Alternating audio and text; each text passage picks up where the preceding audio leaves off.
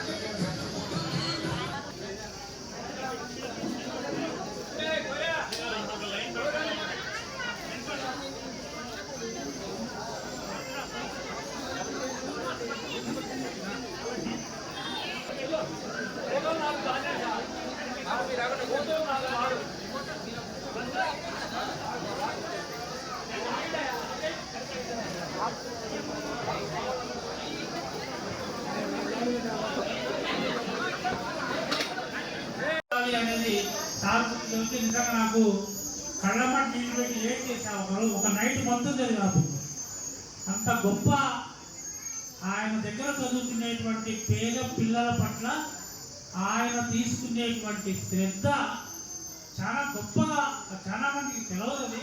అది వాస్తవానికి ఆ పుస్తకం చదివితే వారి అనుభవాలు మనం తెలుసుకుంటే ఒక ఉపాధ్యాయుడు ఎలా ఉండాలి, విద్యార్థుల పట్ల ఎలా ఉండాలి, ఎటువంటి బాధ్యతలు వహించాలి అని ఒకరోజు సారు వీళ్ళందరూ కలిసి వాళ్ళ స్టూడెంట్ ఏం కలిసి ట్రైన్లో పోతున్నారండి.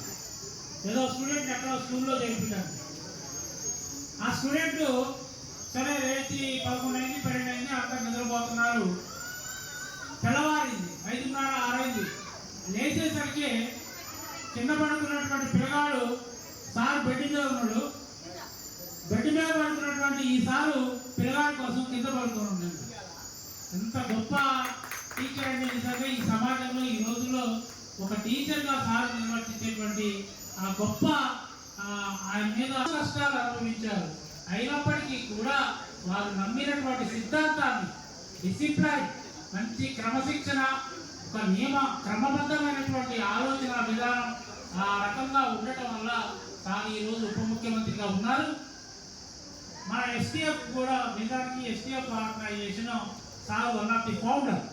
గత 15 సంవత్సరాల క్రితం ఎస్టీఎఫ్ను స్థాపించినప్పుడు భట్టి విక్రమార్క గారు, రాజశేఖర రెడ్డి గారు వీళ్ళంతా మన ఆర్గనైజేషన్కి ఫౌండర్స్గా పనిచేశారు. ఈ మధ్య కాలంలో కూడా మన ఎస్టీఎఫ్ చెప్పిన సందర్భం